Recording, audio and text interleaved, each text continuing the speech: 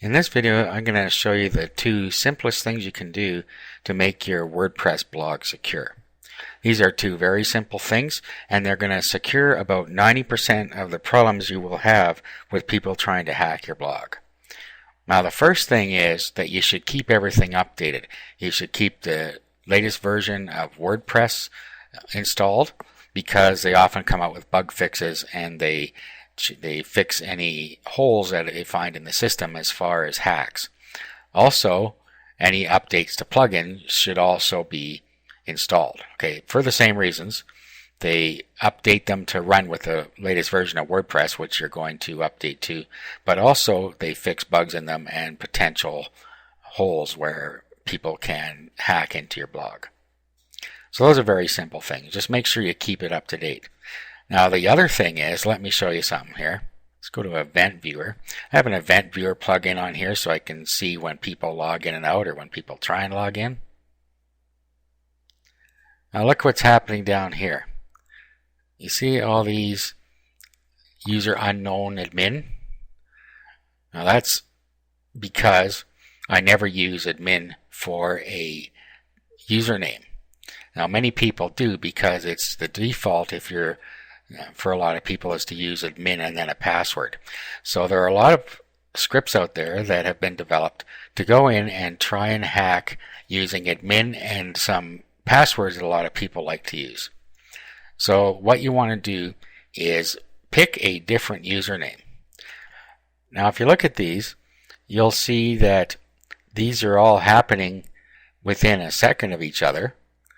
If you look on here, so you know that somebody is using a script to try and hack into here. So it's very important that you don't use admin. That's the number one thing that the scripts look for an exploit. Now, if you've already used admin for your username and you have a bunch of content on there already, all is not lost. You can quite easily attribute all your content to a different user. So what you have to do, I'm going to show you on a different blog here that's just a test blog. What you do is you go to Users and you're going to add new. So this is going to be your new username, and you shouldn't really use test account, but use something here that you know is secure. And then make sure you use a secure password. This should contain numbers and capital and small letters, just to make it nice and secure.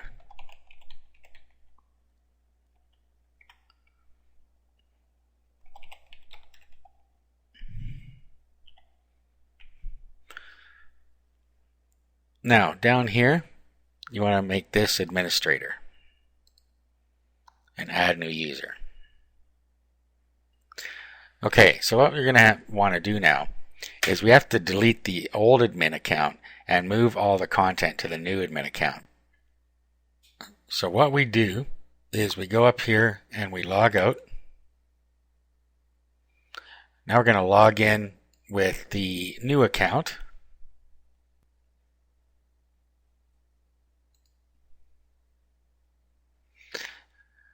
Now what we do is we go back to Users again, go to All Users, and now we're going to delete the original admin account.